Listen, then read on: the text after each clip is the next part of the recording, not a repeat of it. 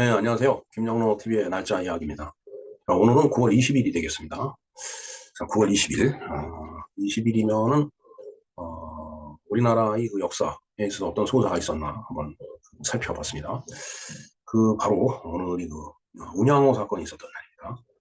강화도 그 해역에서 있었던 그 일이죠. 네. 이게 만국조선으로 가는 어떤 이 길목에 있었던 하나의 사건입니다. 즉, 다시 말해서, 일본 그 군함들이 강화도 수역에 들어와서 그 해안을 측량한다라는 그런 그 명분으로 뭐 있다 보니까 뭐 물도 떨어지고 식량도 떨어지고 하니까 이제 식량을 구하고 물을 구하러 이제 무트로 올라왔었는데 그것을 이제 용서치 않고 격퇴한 사건이죠, 일종의. 근데 말이 격퇴지 사실은 엄청난 이제 피해를 우리가 이제 입었습니다. 왜냐하면 이미 그 일본의 군함이라고 하는 것은 이제 서구의 어떤 그 기술에 의해서 이제 그 막강해진 그런 그 군함 자체도 막강해졌죠. 전기선이 이제 됐으니까. 그 다음에 이제 뭐 함포를 뭐 장착하고 있다든가 뭐 이런 식으로 해서 그야말로 우리나라 그 강화도에 있었던 어떤 그 이제 포대들을 갖다 이제 초토화시킨 그런 그 사건이라고 보면 되겠어요. 만국조선으로 가는 이제 여러 가지 그 과정 중에 이제 하나라고 제가 말씀을 드렸는데, 정말, 저때 우리가 좀 정신을 차리고, 세계 국제관계가 돌아가는 거를 좀 미리 알았더라면은, 그래서 적극적으로, 선제적으로 좀 대응을 했더라면은, 우리가 그 일본 식민지가 된다거나 하는 그런 일은 없을 수도 있었을 거다라는 그런 생각을 해봅니다. 일본도 뭐 개항 요구를 받았죠. 페리제독이 이제 바로 이제 군함을 이끌고 와서 구로훈해라고 했죠. 이제 검은 배, 엄청 큰 배를 끌고 와서 이제 개항을 하라고 이제 강요를 하니까 어찌됐든 그때 당시에 일본 사람들은 거기에 굴복을 했든 아니면 수긍을 했든 개항을 하고 근대화 작업을 촉진시킬 수 있는 그런 기회로 삼았던 거예요. 하지만 이제 조선은 이제 그렇지가 못했죠. 결국은 일본이 페리제독한테 당한 그대로 그 형태 그대로 강화도 앞바다에 와갖고서 그 짓을 벌린 겁니다. 결국은 그로 인해서 우리가 이제 점점 만국의 그 수렁텅이 구렁텅이 이제 빠져드는 이제 그런 그 과정을 이제 겪어가는 건데 물론 이제 한 사건을 놓고서 뭐 이렇다 저렇다 얘기할 수는 없겠지만 전체적인 맥락에서 봤을 때 이제 그런 거예요. 그런 의미에서 이 운양호 사건, 일본말로 운요호 사건이라고 이제 우리가 얘기를 하죠. 운양호 사건이 어떤 의미를 갖고 있는지, 어떤 내용이었는지 그러한 사항들을 좀 공부를 해보기로 하겠습니다. 네, 운양호 사건에 대해서 한번 알아보겠습니다. 자, 운양호 사건 한자로 쓰면은 이제 지금 제목에서 보는 바와 같이 이렇게 쓰는데 이것을 일본어로 읽으면은 운요호가 됩니다. 운자는 이제 발음이 똑같은데 우리가 양어로 읽는 거는 사람들은 요라고 읽는 경우가 이제 대부분이죠. 그래서 운양어를 운요호라고 있습니다. 자, 어찌됐든 우리나라에서 일어난 사건이기 때문에 이걸 운양호라고 우리 발음대로 호칭을 하겠습니다. 자, 운양호 사건의 개요를 볼까요? 1875년 9월 20일 오늘입니다. 고종 12년 음력으로 8월 21일이네요. 이때 발생이 된 건데 이것을 강화도 사건이라고도 이제 표현합니다. 왜냐하면 강화도 일대에서 일어난 일이기 때문에 강화 아일랜드 인시던트 아니면 운용 인시던트 이렇게 보고 있습니다. 자, 이 사건은 통상조약 체결을 위해 일본 군함 운양호가 불법으로 강화도에 들어가 측량을 구실로 조선 정부의 동태를 살피다가 조선 수비대와 전투를 벌린 사건이다. 이것이 이제 운양호 사건의 개요가 되겠습니다. 그 배경을 볼까요? 일본은 이제 이때만 하더라도 이제 명치유신을 이제 성실히 수행한 그런 그 상황이었죠. 1868년이에요. 이게 1875년에 일어났기 때문에 명치유신, 메이지유신이 발생하고서 한 7년 후의 일이네요. 네. 자, 일본은 메이지 유신을 통해 안으로는 중앙집권화와 근대화를 단행을 하고 밖으로는 침략 전쟁을 벌여 부국 강병을 이제 모색을 했다. 일본 정치가 그렇죠. 사실 이전에는 천황이 있었지만 천황은 실질적인 권한이 그렇게 크지가 않았었죠. 그 밑에 있었던 막부가 뭐 무로마치 막부라든가 이런 그 막부, 에도 막부 이런 막부가 상당히 큰 권력을 갖고 있었어요. 그러니까 천황이 있지만은 막부의 권력이 워낙 세기 때문에 막부의 동의를 얻지 않으면은 이 나라와 교섭이 안 되는 경우가 이제 바로 그런 경우인데 일본이 이제 그런 상태로 나라를 유지해 오다가 이래서는 안 되겠다. 이제 천황을 다시 이제 권력의 정점에 내세워야 되겠다라고 해갖고서 이제 그래서 벌어진 혁명이 바로 메이지 혁명입니다. 명치 유신. 이제 그러다 보니까 당연히 이제 왕권의 모든 권력이 집중되다 보니까 중앙 집권화가 되죠. 그러면서 외국에서 들어오는 그 신문물을 받아들여서 근대화를 하는 거죠. 일본도 쇄국 정책을 쓰긴 썼어요. 쇄국 정책을 쓰기는 했지만은 이게 그 서양 문물을 보니까 이게 쇄국을 해도 될 일이 아니다라고 판단하는 그 이제 선각자들이 있었죠. 그래서 이제 근대화를 이제 단행하기 위해서 왕을 옹립을 하면서 천황을 옹립을 하면서 중앙 집권화 제도 시스템을 그렇게 이제 만들어간 거죠. 그건 내부적인 문제였죠. 이제 그렇게 해서 이제 힘이 근대화를 단행하면서 힘이 쌓이다 보니까 힘이 쌓이면 힘이 분출될 구를 이제 출구를 찾게 되죠. 그러니까 이제 밖으로 침략 전쟁을 이제 벌리면서 서구 열강들이 식민지를 많이 확보하면서 거기서 많은 금은보화를 약탈을 했잖아요. 이제 그게 이제 초기 자본주의의 형태죠. 어, 그러니까 어떻게 보면 자본주의가 시작은 이제 약탈에서 시작된 거라고 봐야 될 것 같은데. 그래서 이제 돈이 그냥 산더미 같이 쌓이니까 거기서 이제 그 나름대로 그 이제 경제 시스템이 그렇게 구축이 된 거겠죠. 그렇게 봐야 될 거예요. 뭐 경제학자가 아니기 때문에 뭐 자세한 설명을 할 수는 없지만은 이제 그러면서 그 힘을 분출하다고 하다 보니까 침략 전쟁을 하게 되는 거고, 그럼으로 인해서 아무래도 식민지로부터 많은 것을 가져오다 보면은 부국 강병하게 되겠죠. 그건 뭐 당연한 그 이치 아니겠어요? 물이 높은 데서 흐르듯이 어, 물자라는 것이 많은 쪽에서 일본이 여러 가지를 하다 보면 뭐 빈약한 걸 물자가 빈약한 걸 이제 느끼면 외부에서 들여와야 되잖아요. 그런 그 파이프 역할을 식민지가 했다라고 보는 거죠. 자, 이러던 중 일본은 이웃나라 조선에서 통상 수교 거부 정책을 펴던 흥선 대원군이 권력에서 물러나게 되어 조선을 개항시킬 그 이제 기회를 그 이제 엿본 거죠. 자, 그러니까 1873년 이제 11월에 이제 대원군이 권력에서 이제 물러나게 되는데 이때도 우리 참 그 한말 상황을 보면은 정말 청나라 쪽에 붙었다, 일본에 붙었다, 뭐 이런 일들이 자꾸 반복이 이제 되다 보니까 이 대원군이 그때 당시에 그 이제 권력에서 밀려나게 된 거예요. 그러니까 대원군이 아까도 말씀드렸지만은 쇄국 정책을 그 이제 그 추진을 해 왔는데 대원군이 권력에서 물러나게 되니까 이때가 조선을 개항시킬 기회다라고 일본은 이제 판단을 한 거죠.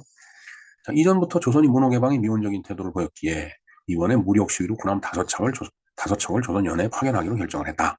일본이 그렇게 결정을 한 겁니다.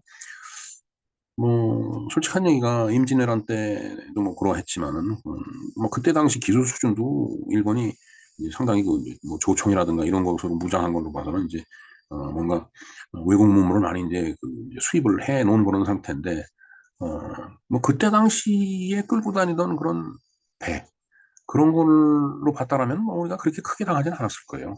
그러나 이미 이때는 근대화가 어느 정도 그 진행이 되고 있는 상태에서 일본이 배를 건조했다는 얘기는 정말 서양의 그 커다란 배, 뭐 나중에 또 말씀을 드릴 기회가 있지만 구로훈해라고 해갖고 전기 기선을 보고서 일본이 거기 겁먹은 거죠. 저것을 우리가 받아들이지 않으면은 큰 코를 다치겠구나라는 그런 그 이제 판단을 했기 때문에 그걸 이제 받아들인 거고 그러한 그 받아들인 기술로 인해서 자기네들도 큰 배를 만든 겁니다. 운양호도 이제 그의 일종이라고 봐야 되겠죠. 네. 그래서 이제 그렇게 만들어진 배를 5척을 갖다 이제 조선 연해에다 파견하기로 결정을 했죠.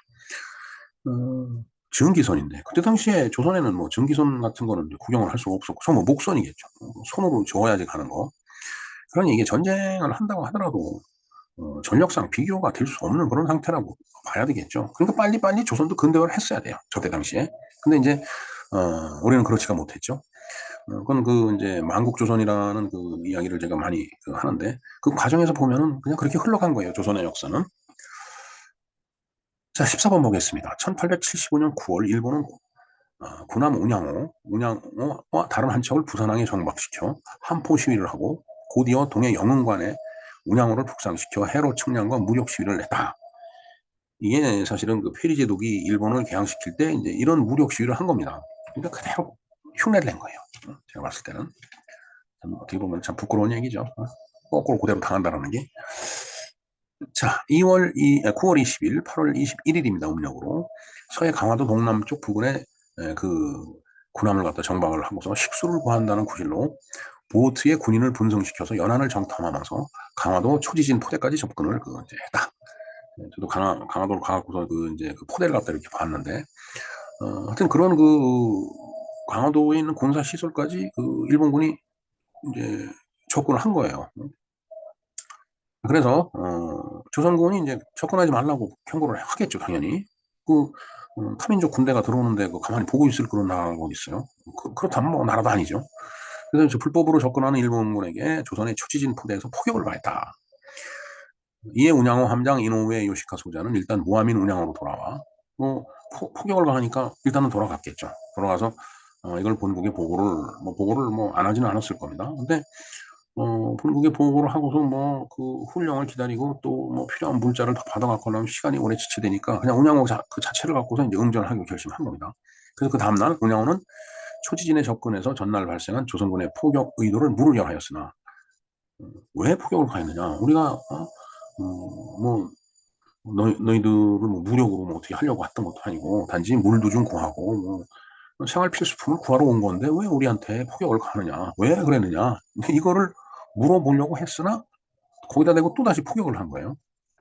그러니까 이제 일본 측에서 야, 이거 이대로 있으면 안 되겠다라고 해갖고 초지진 쪽으로 또 맹렬한 포격을 운양호에서 가기 시작한 거죠.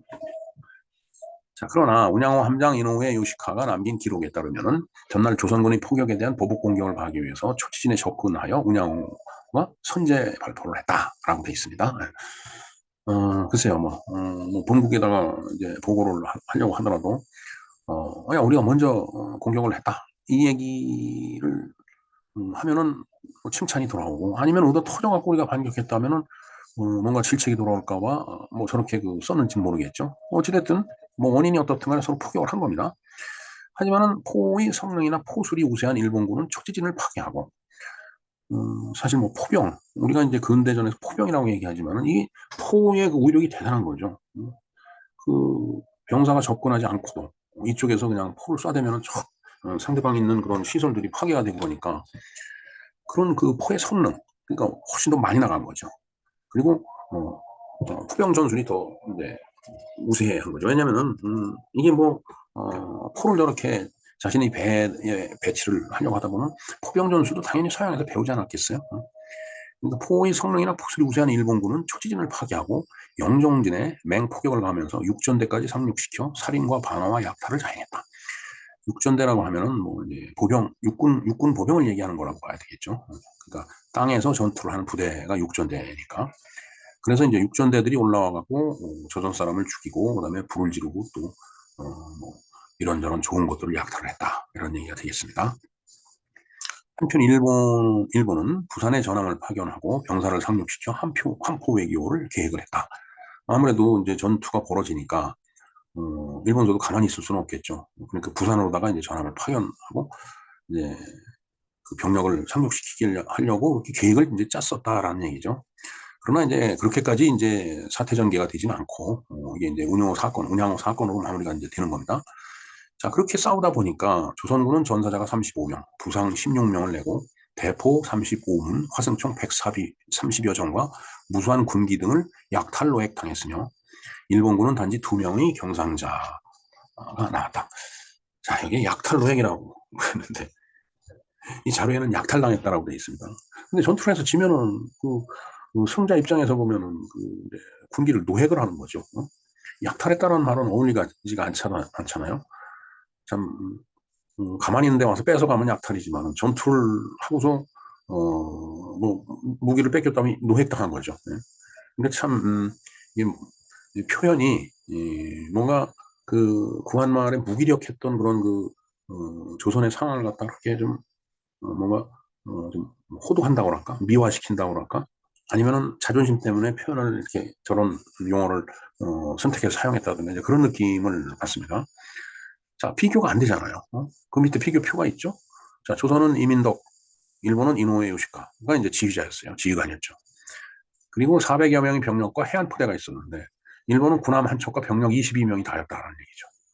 이걸 중과부적이라고 하죠. 사실 병력 수로 비해 보면은 당연히 조선이 이겨야 되죠. 그러나 저 당시에 그 해안포라는 게 결국은 지금도 거길 가보면 그대로 그게 이제 있죠. 그게 고정식이죠. 해안포대에 고정돼 있는 거예요. 뭐 이렇게 이동하는 게 아니고. 그러니까 포도 유효 사거리가 있는데 유효 사거리에 들어오기 전에는 아무리 쏴도 소용없는 거죠. 네. 그러니까 어, 저기 이제 멀리 있을 때 이쪽에서 이제 저걸 격침시키고 싶으면은 포를 앞으로 끌고 가서 쏘면 이제 포 사거리가 연장되는 거잖아요. 연장이 아니라 더 멀리 있는 것까지 이제 포격을 갈 수 있는 건데 그렇지가 못한 거예요. 다 고정식이라서. 그리고 그 포의 사거리 고기만 돌파해서 들어오면 그다음부터 속수무책이 되는 거죠. 포는 의미가 없는 거죠.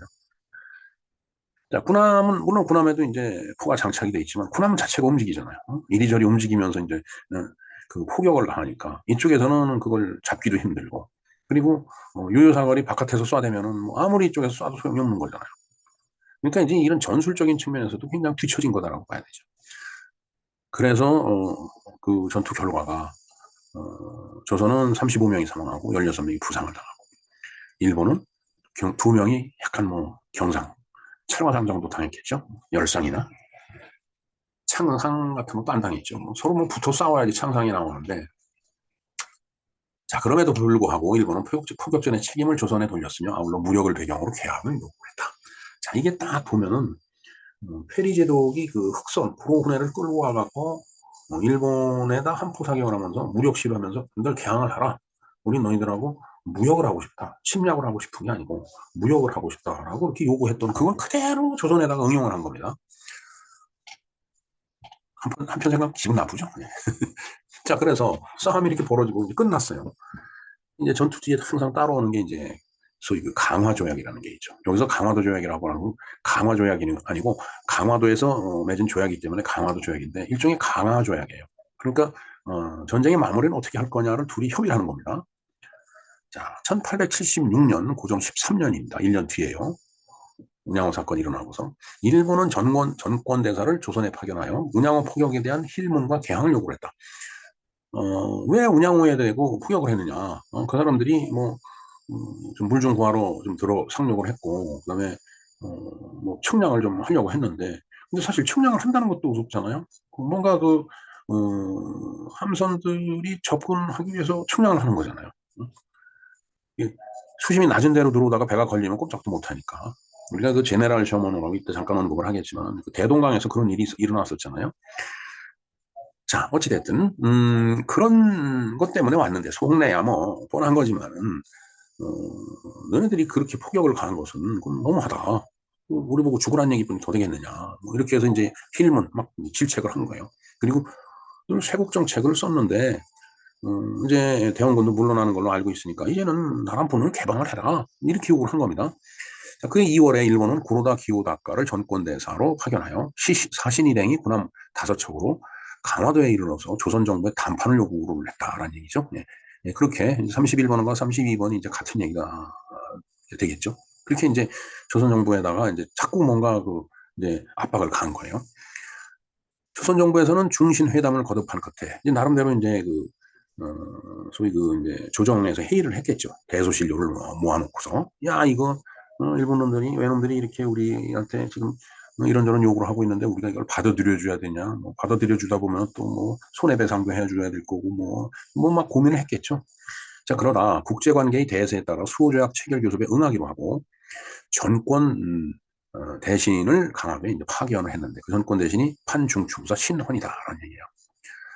자, 그래서 이제 맺어진 게 바로 이 강화도 조약입니다. 1876년 2월 27일 조선과 일본 양국 사이에 강화도 조약을 조인을 한 겁니다. 이게 강화도 조약인데 통상적으로 요즘 같은 그 정치 시스템에서는 이런 조약을 나가서 대통령이 가서 이제 이제 주무장관을 데리고 가서 이제 조인서에 사인을 하잖아요. 서명을 이제 하고서 그걸 갖고 와서 국회 비준을 받아야 되는데 이 당시는 뭐 고종이 뭐 입법, 사법, 행정권을 다 갖고 있기 때문에 뭐 비준 받고 자식 할 게 없는 거죠. 그냥 조인 자체가 비준이 되는 겁니다. 어찌됐든 그렇게 맺어진 강화도 조약이 그렇습니다. 그래서 강화도 조약을 간단하게 요약을 해놓은 그 영상이 있더라고요. 그래서 썸네일을 좀 띄워봤습니다. 나중에 이거 다 링크를 걸어드릴 테니까 한번 내용을 한번 살펴보시기 바랍니다.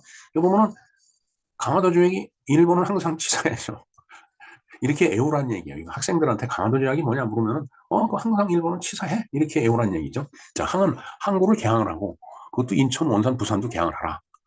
그다음에 서로 상대방을 존중하고 자주국으로서 또 상인도 보호하자. 치는 치해법권, 일본인 범죄 법률, 일본 법률로 이제 다루겠다. 지금도 이제 마찬가지잖아요. 외교관들이나 이제 일본인들이 이제 뭐 여기 들어와서 뭐 무슨 일을 하다가 범죄를 지으면 일본 법률에 의해서 이제 물론 이제 그럴 수는 없는 건데 그렇게 요구를 하는 거죠. 왜냐하면 조선에다 맡겨서 조선 법률을 따라가게 되다 보면은 뭐 사형이 될 수도 있고 뭐 그렇죠. 그러니까 이제 그 자국민을 보호하기 위해서 이제 저런 그 일본 법률을 적용하겠다라고 요구를 하는 겁니다. 우리가 그 미군, 주한미군 주둔 그 협정 있잖아요. 소파라는 거. 그것도 다 이제 저런 어떤 어떻게 보면은 취해법권을 내세워갖고 자국민을 보호하기 위한 한 일종의 정치적인 행위라고 봐야 되죠. 네. 그 다음에 항상 시사에 사는 외교사절을 파견한다. 서로 수신사를 파견한다. 그 다음에 해안을 측량하고 지도 제작을 해야 된다. 자, 아까도 말씀드렸지만 해안을 측량한다는 얘기는 배가 접근할 수 있는 그런 수로를 파악하겠다는 얘기죠. 그래서 이제 지도를 만들어 놓으면은 그 다음에 들어오는 배들도 뭐 배 밑바닥 걸리지 않게끔 깊은 데로 싹 들어오면 되니까. 그래서 그게 결국은 침략에 이용하기 위한 거다라는 그런 얘기가 되겠습니다. 아주 예쁜 그 여인이 이렇게 설명하고 있는데 이 영상 링크를 걸어 놓을 테니까 한번 경청을 해주시기 바랍니다. 자, 그러면 운양호가 들어와 갖고 이렇게 난리를 쳤는데 운양호가 도대체 어떤 배냐 이거 한번 볼 필요가 있겠죠. 자, 운양호 일본말로는 운요라고 읽는다고 그랬죠. 이제 영어로는 일본어 발음을 그대로 표기를 해놨습니다. 왜냐하면 영어 이름 붙이는 것도 일본 입장에서 붙였기 때문에 운용호가 되는 거죠. 아니면 운양호라고 붙였겠죠.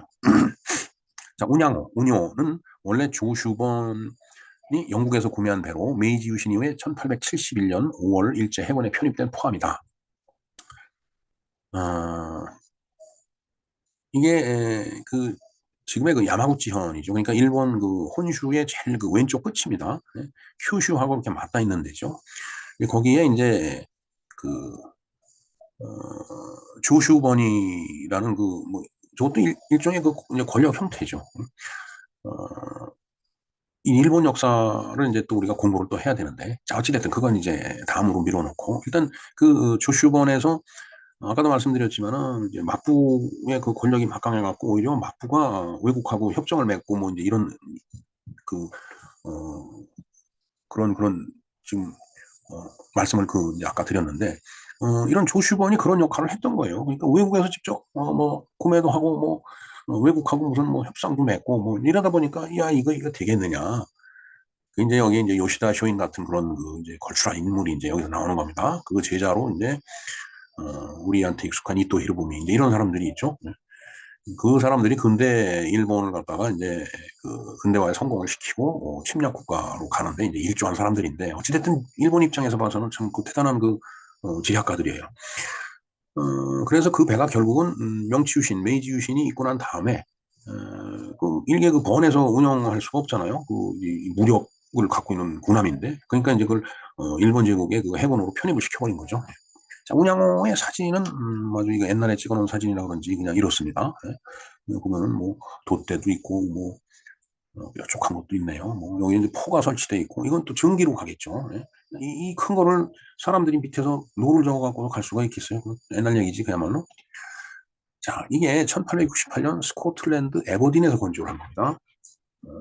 이 에버딘이라는 데가 이런 배를 건조하고 그러는 그런 도시였다고 봐야 되겠죠.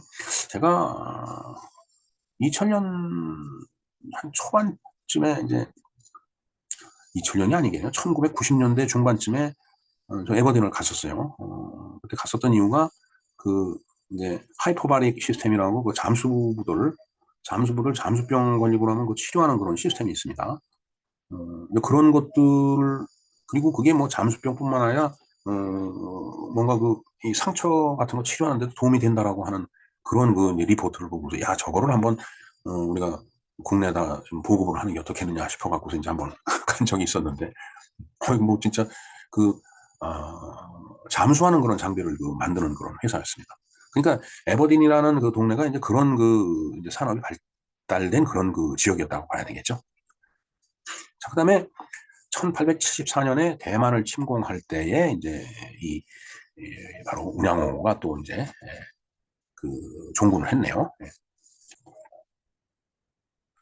그 다음에 이제 메이지 8년, 1875년, 바로 오늘 이야기하고 있는 강화도 사건이 여기서 이제 일어나게 됩니다. 바로 9월, 운양호 사건.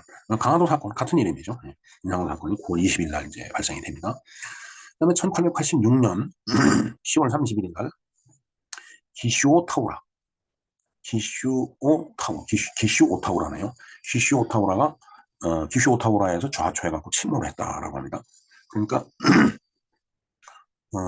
1886년에 이제 배가 수장이 된 거네요.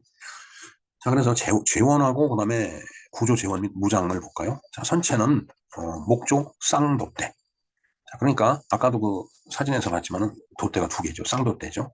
그리고 이제 기범선이라고 그랬는데 물론 이 외부는 목조로 만들었겠지만은 그 속에 이제 동력이 장착되어 있는 거예요. 그러니까 전기 기관에 의해서 이제 배가 이제 움직였다라고 봐야 되겠죠. 그래서 이제 기범선이었다라는 얘기입니다. 그리고 배수량이 245톤, 그다음에 전장이 35.7m, 전폭이 7.2m, 흘수가 2.3m. 이게 흘수라는 것도 또 이게 우리가 그 세월호 때 저 얘기가 많이 나왔었는데 이건 또 전문적인 얘기니까 전문가한테 맡겨놓기로 하겠습니다. 이제 물이 그 부력에 의해서 이제 배가 뜨니까 뜨는 그 상태고 잠기는 그 길이가 그 흘수라고 지금 유추가 됩니다. 제가 봤을 때는. 그다음에 주기는 2기통 왕복 동기관 106마력 일축 추진을 이제 그런 이제 동력을 갖다 쓴 거죠. 그리고 무장은 160mm 전장포 1문과 140mm 포 1문을 장착을 했네요. 그래서 우리도 6.25 때 보면은 105mm, 그 다음에 155mm 그 포를 갖고서 이제 전쟁을 했잖아요. 그러면은 155mm하고 160mm하고는 그 비슷한 거고, 그다음에 140mm 포는 105mm보다는 큰 거네요. 이 포탄의 그 지름을 얘기하는 거기 때문에 상당히 큰 포탄을 쏠 수 있는 그런 그 이제 포대라고 보면 되겠습니다. 자, 그때 그런 그 시대에 우리는 배가 있었느냐? 참 이제 답답한 거예요. 물론 나룻배는 있었겠죠. 이것이 바로 이 운양호 사건이 1875년인데 우리가 이 군함 양모호를 들여온 것은 1903년이에요. 1905년에 우리가 그 을사보조약을 일본하고 맺게 되는데 뭐 나라가 거의 다 기울어진 상태에서 조선 정부가 군함을 구입을 하면 무슨 의미가 있겠어요, 진짜? 자, 양모에 대해서 한번 잠깐 볼까요? 영국의 딕슨사가 건조를 한 겁니다. 1881년이네요. 그러니까 영국은 영구라고 돼 있는데 영국은 이때 우리가 이제 뭐 울산의 조선소가 뭐 우리나라 이 조선 능력이 대단하다 이런 얘기를 하지만 이제 저 때는 이제 이 조선 능력을 영국이 갖고 있었던 거죠. 근데 이제 모든 군함은 영국에서 만들고 뭐 그런 이제 그렇다고 봐야 되겠죠. 물론 뭐 이제 다른 나라도 만들었겠지만은 그만큼 선박을 이제 제조해내는 그 능력이 영국이 출중했던 겁니다. 자, 그래서 그거를 1894년에 영국이 건조해 쓰다가 누가 썼는지 모르지만 쓰던 거를 일본 미쓰이가 구입을 한 거예요. 1994년에. 그러니까 13년간 쓰던 거죠. 그리고 일본이 미쓰이가 구입을 해갖고 이걸 석탄 운반선 펠러스호라는 이름을 갖고 석탄 운반하는데 쓰던 거예요. 이게 군함이 아닙니다. 군함이. 그런데 9년 뒤에 조선 정부가 이걸 구입을 해요. 이 도대체 이걸 석탄 운반선을 써다가 무슨 군함으로 만들려고 했는지 정말 이해가 되질 않습니다. 그리고서 이제 일본 유학을 마치고 귀국한 신순성이라는 사람한테 초대 함장을 갖다 이제 맡기고서 이 양모 운항을 합니다. 도대체 엄청 고가로 이제 매입을 했습니다. 그때도 이게 11만 행인가? 아마 큰 돈으로 구입을 했어요. 나중에 이제 이게 쓰다 도저히 쓸 수가 없으니까 이걸 매각을 하는데 아마 2만 행인가에 팔았어요. 기가 막힌 얘기입니다. 그래서 아주 무지무지한 고가로 매입한 중고 석탄 운반선을 갖다가 놓고 이걸 군함으로 쓰려고 했느냐 이거죠. 정말 말이 안 되는 얘기죠. 도대체 이 고종이라는 사람은 무슨 생각을 한 건지 몰라도 1903년이 무슨 해인가 보니까 고종이 즉위를 한 지 40년이 되는 해요. 그래서 지금 40년을 기념하기 위해서 40년 축하연을 하려고 이 그런 말이 있어요. 양모를 구입을 해갖고 거기다가 이제 외국에서 오는 그 축하 사절들을 거기서 뭐 이제 뭐 파티도 열고 하려고 그렇게 그런 용도로 양모를 이제 구입을 한 거라고 하더라고요. 이게 정말 이게 실제로 군함으로 쓰였는지도 잘 모르겠습니다. 그런 말이 있는데 정말 우리가 좀 살펴봐야 되겠죠. 그리고 이때 당시에 그 이제 포드 자동차로부터 이제 포드 T1인가 초창기 모델을 갖다가 이제 고종이 이제 포드 자동차를 구입을 해요. 왜? 내가 40년이 된 왕이다 해갖고. 자, 그래서 자동차를 구입을 해놓고 나니까 운전기사가 없는 거예요. 조선 사람으로도. 왜 운전을 배워야지 되는데, 뭐 운전 교습소도 없었을 테고. 그러니까 이제 일본인 운전기사를 또 이제 수입을 한 거죠. 그러니까 뭐 돈이 한두 푼 들어가 있어요. 참 이런 걸 생각하면 고종이 뭐 하던 사람인지 모르겠어요, 진짜. 네.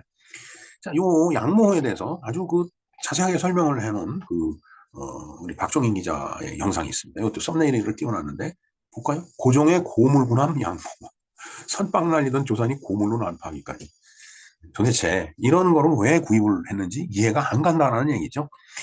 자, 양모가 어떤 배이며 어떻게 구입이 돼갖고 어떻게 매각이 다시 되고 그다음에 이 어떻게 폐기가 되는지 뭐 그런 내용들 왜 이 구입을 했는지 그 시대적 배경 이런 것들이 여기에 설명이 돼 있습니다. 이것도 제가 링크를 걸어 드리겠습니다. 뭐 좋은 거는 여기 이걸 눌러갖고 봤으면 좋겠지만 뭐 이제 그렇게 되면은 뭐 시간도 시간이지만 저작권의 문제가 있기 때문에 썸네일만 보여드리고 이 영상의 주소를 제가 제 영상 더보기란에 링크를 걸어 드릴 테니까 한번 참조를 꼭 좀 해주시기 바랍니다.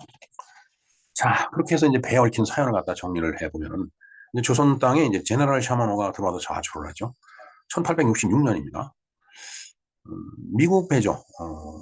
이게 1866년에 그 여름에 홍수가 이제 나갔고 대동강 물이 엄청 불어갖고서 이제 이 제너럴 샤머노가 이제 무슨 뭐 의도든지 뭐 의도를 갖고서 이제 대동강을 따라 올라왔던 거예요.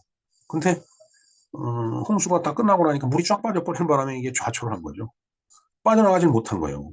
이 하상 바닥 그러니까 그 대동강 그 강 바닥에 이제 주저앉게 된 거죠. 좌초를 한 겁니다.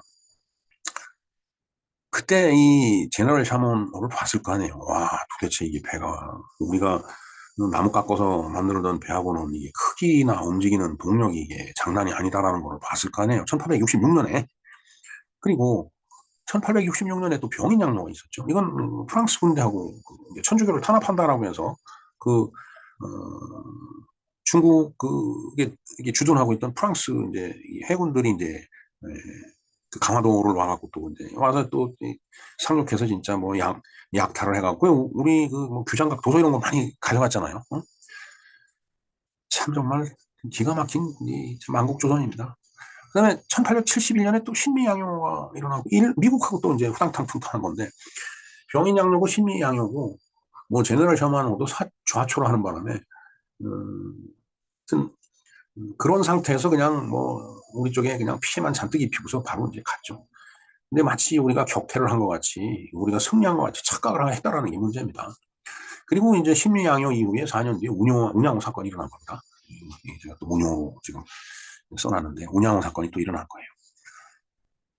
자, 그런데 이보다 한 10년쯤 전에 이 흑선이 구로훈해, 일본 말로 훈독을 하면 구로훈해입니다. 구로이가 이제 검다라는 뜻이고 배가 훈해죠, 훈해. 구로훈해인데 1853년에 이제 이 그 페리 제독이 이제 해군 함대를 이끌고 와서 이제 개항을 요구를 한 건데 일반적인 의미로 봤을 때 구로훈해라고 하는 것은 유럽에서 만들어진 커다란 이제 아주 큰 그 대양을 항해하려고 만든 대형 배예요. 그러니까 일본 사람들이 저때 당시에 저 배를 보니까 아유 뭐 색깔은 시커먼데 이게 정말 배도 엄청 크고 그래서 그걸 흑선이라고 이렇게 부른 겁니다. 그러니까 이게 임진왜란 때부터 이미 이 사람들이 그 이 서양하고 그 이제 그 교역을 하고 있었기 때문에 일본 사람들이 이제 그 이전부터 아이고 서양 배대는 구로훈해 굉장히 검고 크다 해서 구로훈해 일반적으로 쓰던 말이었답니다. 그런데 이제 그걸 현실적으로 확 느끼게 된 게 바로 1853년 이제 이 구로훈의 사건이죠. 우라가라는 앞바다에 우라가라는 그 도시 앞바다에 페리 제독이 미 해군 함대를 끌고서 이제 온 거예요. 맨 처음에는 와서 이제 우리는 널 개항을 원한다. 그러니까 이제 막부에서 야 웃기지 마라. 그래서 이제 처음에는 이제 내쳤어요. 그러니까 그럼 내가 한 3년 뒤에 다시 오겠다. 해갖고서 이제 페리 제독이 이제 다시 이제 와갖고서 이제 무력 시위를 하는 거죠. 그러다 보니까 이제 에도 막부가 이제 겁을 먹고서 이제 개항을 이제 하겠노라 이렇게 이제 약속을 한 거예요. 근데 아까도 말씀드렸지만 아니 막부가 이때 당시에 이제 이 천황이라는 존재가 부각되고 있었던 그런 시기인데 막부가 겁대가리 없이 그냥 겁을 먹고 겁을 먹어서 겁대가리가 없는지 뭔지 응? 여기 그 천황이 있는데 어떻게 막부에서 그 응? 저희 그 쇼군들이 응? 그 뭐야 외국하고 그렇게 이제 서로 조약을 맺을 수 있느냐 건방지다. 이래 갖고서 이때 이제 천황을 내세우기 위해서 존왕양이 이제 사상이 막 싹트고 있었죠. 우리 천황을 공립을 하되 양이 오랑캐는 배척을 한다. 이런 뜻이 존왕양이잖아요. 그런데 이제 존왕양이가 존왕 막말이 된 거예요. 그러니까 막말이라고 하는 것은 뭐 말을 막 한다는 얘기가 아니고 왕을 옹립하고 막부를 막부의 종말을 갖다가 이제 끌고 왔다라는 그런 뜻이죠. 그래서 이제 그걸 존왕 막말이라고 학문적인 용어인지 모르겠습니다. 존왕 막말이다라는 이런 그 개념적으로 그렇게 이제 정리가 돼갖고서 이제 이때 일하면서 명치유신이 일어나는 거예요. 메이지유신이 일어나면서 이제 메이지 천황이 권력의 정점에 올라가서 모든 것을 이제 천황 위주로 이제 이 나라를 이제 끌고 나가는 그 체제가 확립이 된 겁니다. 이때 이제 지식인으로서 그 뒷받침을 해주고 개혁의 앞장을 선 사람이 바로 요시다 쇼인이죠. 아까도 말씀드렸지만은 이제 이토 히로부미 같은 이제 사람들이 거기서 이제 그 이제 제자가 돼갖고서 나이 차이도 한 10살 정도뿐 차이 안 나더라고요. 그래도 하기 어렸을 때 20대 때 10살이면 큰 차이죠. 그래서 이제 이토 히로부미를 비롯한 여러 그 이제 그 인재들을 이제 유럽에 유학을 보내잖아요. 그래서 거기서 배워 와서 결국은 이토 히로부미가 이제 이 아시아 쪽을 그 이제 이 주물르기 위해서 이제 엄청난 활동을 하잖아요. 결국은 조선 통감 초대 통감으로 이토 히로부미가 오는데 을사보조약이 맺어지고 나서 이제 이토 히로부미가 이제 통감으로 이제 부임을 하잖아요. 그러다가 이제 1909년인가 이제 안중근 의사에 의해서 이제 하얼빈에서 이제 죽게 되는데 자 어찌됐든 저 시대에 그 변화하는 시대에 올라탄 지식인들 그다음에 아주 그 머리가 비상했던 분 인재들이 그때 당시에 많이 나와서 활동을 했다. 그리고 일본의 근대화를 이끌어 나갔다라는 그런 얘기가 되겠습니다. 자, 그다음에 물론 이 문제는 제가 요즘 일본사 공부를 좀 하고 있는데 좀 한번 쭉 정리가 되면은 제가 한번 말씀을 드리는 기회가 있을 겁니다. 지금 그렇게 계획을 하고 있습니다, 지금. 자, 근데 일본은 이제 1866, 68년에 이제 시작된 메이지 유신을 성실하게 수행을 했죠. 그러니까 1853년에 저 흑선을 보고서 야, 조선에 가서 똑같이 한번 이런 방법으로 한번 조선을 두드려 패보자 해갖고서 온 게 운양호 사건이라고 보면 되겠습니다. 제가 봤을 땐 그래요, 제 관점으로서는.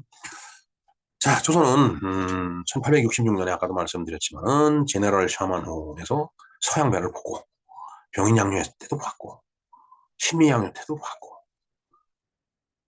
그런데 아무 일도 안 하고 있다가 9년 만에 운양호 사건을 경험을 하고 실컷 얻어 터진 다음에 그리고 나서 37년이 지난 1903년에 양모호를 구입했다라는 거. 이게 정말 말이 되냐고요. 1905년에 을사보호조약, 요새는 보호자를 빼서 을사조약, 또 을사늑약이라고 그러죠. 늑약이라고 하는 것은 강제로 그 체결당했다라는 뜻이에요. 조약은 그건 사랑 합의한 거죠. 저때 당시의 그 상황을 잘 공부를 하면서 정말 조약이 맞는지 늑약이 맞는지 우리가 좀 공부를 해볼 필요가 있습니다. 그리고 나서 5년 뒤에 이제 합방이 되잖아요. 한일 병합이 이제 됩니다. 그리고서 35년 뭐 그 정도 시간이 만으로는 36년은 안 되죠. 우리가 36년 지배를 받았다고 하지만은 그래서 1910년에 한일 병합이 되고서 1945년에 우리가 해방이 됩니다. 그 해방도 뭐 우리 자력에 의해서 해방된 게 아니고 미국에 의해서 이제 해방이 이제 찾아온 거죠. 물론 그 이전에 카이로 회담에서 조선의 독립을 약속했다라는 아주 중요한 역사적인 사건이 있었습니다. 그 사건의 배후에는 미국에서 외교 독립을 추진하던 이승만 박사가 카이로 회담 때 이걸 집어넣어야 된다, 조선 독립을. 음, 그래서 그때 당시에 그 문서를 기한하던 사람하고 상당히 가까운 그 이제 그 뭔가 서로 관계가 이제 형성이 돼 있었기 때문에 그게 반영이 된 거 아니냐, 이런 이야기가 있습니다. 정말 그분들이 다 돌아가셨기 때문에 물어볼 수도 없고요. 자, 어찌됐든 그래서 이 이모티콘이 화가 나갖고 그냥 유리창에다가 핸드폰, 그 비싼 핸드폰을 내리치네요. 정말 조선 말기에 이 조선이 흘러온 그 길을 보면은 정말 짜증이 납니다, 진짜. 그래도 우리는 지금 고종을 황제라고 지금 칭하고 있죠. 예. 자, 역사는 있는 그대로 바라보면서 교훈을 찾아야 된다라고 저는 생각을 합니다. 그래야지 문제점이 쌓여있는 현상이 타파가 돼요. 역사는 사실이잖아요. 변하지 않는 사실입니다. 근데 거기다 자꾸 분치를 해요. 고종, 과연 그 사람이 황제 소리를 들을 만한 자격이 있는 건지, 자꾸 황제, 뭐 명성 황후 이런 식으로 분치를 하거든요. 그러니까 을사조약, 을사조약 그거는 이완용이가 나라 팔아먹은 거지. 뭐, 행정 관료가 어떻게 나라를 팔아먹습니까? 최고 결정권자가 있는데. 이제 그러면서 최고 결정권자의 어떤 그 잘못, 흠 이런 걸 이제 덮어주고 그 밑에 있던 대신한테 모든 걸 다 뒤집어 씌우죠. 그러면은 그때와 같은 상황이 지금 유사하게 다시 나타난다는 거는 외국으로부터 엄청난 압력이 들어온다면은 역사에서 배워야지 하고서 고종이 이렇게 했네, 그래 나도 그렇게 해야지 하고 비겁한 군주가 또 나오는 거예요. 비겁한 통수권자가, 비겁한 지도자가. 그래서 역사에 분치를 하면 안 된다는 얘기입니다. 역사에 분칠하면 미안하지만은 역사는 또 반복이 돼요. 자, 일본어를 공부해야 하는 이유가 저는 여기 있다고 생각합니다. 그래서 요새 일본 공부를 좀 하고 있어요. 물론 제가 하고 있는 공부의 깊이는 그렇게 깊진 않습니다. 일본 역사를 한번 쭉 훑어봤고, 그다음에 어,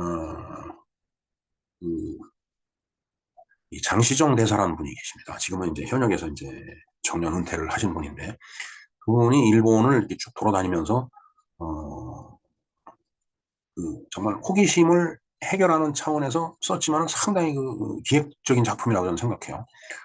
그 책이 그분이 쓴 책인데 뭐 그냥 단순한 여행 그런 남이 아니고 뭔가 문화사적으로도 상당히 가치가 있다라고 제가 과찬을 해드리고 싶은 그런 깊이와 넓이가 있는 그런 책이더라고요. 그래서 그것도 좀 열심히 좀 보고 있습니다. 그래서 제가 공부한 두 권의 책을 보고 다시 또 취합 정리해서 거기서 어떤 논리를 끌어내 갖고 그 논리가 장착이 되면 제가 일본에 대해서 간단하게 또 한번 이런 방송을 할 기회가 있을 겁니다. 그렇게 지금 계획을 하고 있습니다. 예, 우리가 일본을 참 좀 미워하죠. 예, 저도 굉장히 뭐 일본 좋지 않아요. 우리 DNA 속에 그게 있기 때문에 일본하고 뭐 뭘 하든 이겨야 되고 어, 뻔히 지는 게 눈에 보임에도 불구하고 진다 소리 하고 싶지 않고, 그러나 고선에서 끝난다면은 안 된다고 봅니다. 그래서 그들이 과연 어떻게, 지금 봤지만은 19세기 말에는 그렇게 뭐 큰 차이가 없었는데 저들은 어떻게 근대화에 성공을 했고 우리는 근대화를 1960년대 들어와서 박정희 대통령에 의해서 근대화가 되고, 이게 그런 커다란 편차가 생긴 이유가 뭔지 그걸 보려면은 일본을 공부를 해야 되겠죠. 지금은 물론 우리가 일본에 그게 뒤지지 않는 그런 상태의 나라까지 이제 올라가고 있다라고 보는데, 분명한 것은 또 소위 국뽕이라고 하죠, 국뽕. 그런데 취해 갖고서 또 옛날 같은 일을 반복한다라면은 나라는 다시 나락으로 떨어질 거다. 나락으로 떨어지는 나라가 될 거다라는 생각을 저는 금할 수가 없습니다. 그래서 우리가 역사 공부를 해야 되는 거고 일본 공부도 할 필요가 있다라는 그런 생각을 해봅니다. 네, 이렇게 운양호 사건에 대해서 말씀을 드리면서 여러 가지 별로 깊지도 못한 지식을 갖고서 이것저것 많이 터치를 했는데, 어찌됐든 이슈 자체로 봐서는 굉장히 중요하다라고 저는 판단을 했기 때문에 제가 말씀을 드린 겁니다. 네, 이상 김영로 TV의 날짜 이야기에서 살펴본 운양호 사건이었습니다. 감사합니다.